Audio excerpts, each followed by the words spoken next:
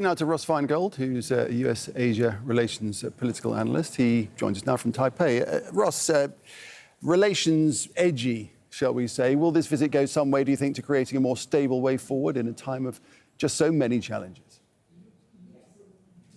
As you said, there's so many challenges. It's hard to believe that one visit of about 3 days, although actually it'll probably be more like 2 in a few hours. The agenda, the bilateral agenda, is so lengthy, and additional items keep getting added to that agenda. And most of these items on the agenda, there's no consensus between the two sides. So the Biden administration, their kind of core principle when it comes to China seems to be that it's better to talk than not to talk. But do those talks ever really achieve anything substantive? I think we're going to see that the answer in the next couple of days is probably not. Right. Very unlikely there'll be any consensus on any of these issues. It's very hard to see how they can meet on anything. For example, on Taiwan and general US policy in the Asia-Pacific.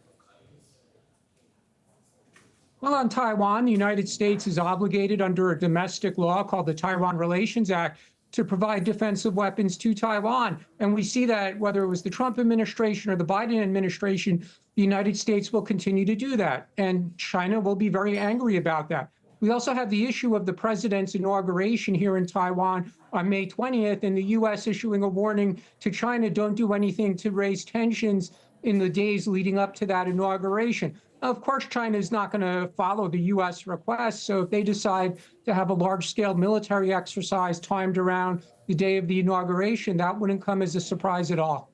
I suppose the fact that the two sides are talking is in some ways can be perceived as progress. Well, sometimes there is a little bit of progress. Clearly, the Biden administration had hoped for Chinese cooperation on a list of issues, whether that's the fentanyl precursors, increasing number of illegal immigration of people from China entering over the southern U.S. border, Iran's nuclear program, obviously Russia, and now more recently the Gaza war. But is China really going to cooperate just because the U.S. asks it to? Probably not. China is going to cooperate on issues that are good for China's either domestic or foreign policies. Ross, it's a perpetual cycle of jockeying for position as far as trade is concerned, whichever country you represent. But there's a lot more at stake here, global trade as a whole.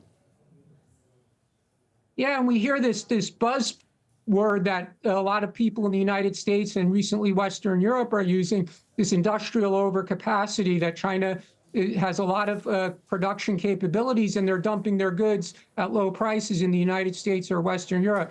Janet Yellen, the Treasury Secretary, raised this issue when she was recently in China.